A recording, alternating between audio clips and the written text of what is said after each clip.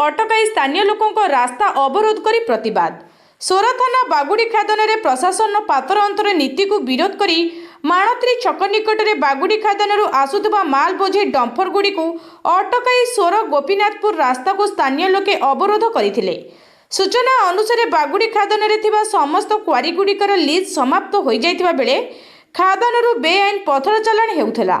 एही खबर जानिबा परे जिला प्रशासन पक्षरु खादानर 4 नंबर साइट रे 163 धारा लागू करा जाई पुलिस कैंप करा जाईछि, किंतु 5 नंबर साइट रे 163 धारा लागू होइथिले सुद्धा सेठारे पुलिस कैंप करा न जिबारु सेठारु प्रतिदिन शह शह ट्रिप पथर चिप्स चोरी हेउछि।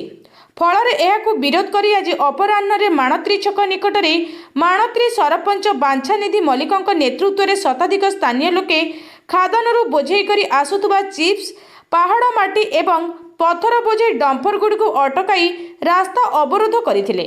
ଖବର ପାଇ ସୋର ତହସିଲଦାର ଦୈତାରୀ ମଲ୍ଲିକ, ଥାନା ଅଧିକାରୀ ମୁକୁନ୍ଦ ମୁରାରୀ ପାତ୍ର ସଦଳବଳେ ଘଟଣାସ୍ଥଳରେ ପହଞ୍ଚି ବୁଝାସୁଝା କରିଥିଲେ। ପରେ जिला प्रशासन निर्देश क्रमे सिटी जीएसटी विभाग घटनास्थल में पहुंची माल जांच करिथिबा जणा पड़िछि। तेबे स्थानीय लोके माल बोझे डंपर को अटकाइबा सहित अन्य गाड़ी गुड़ी को छाड़िथिबा जणा पड़िछि।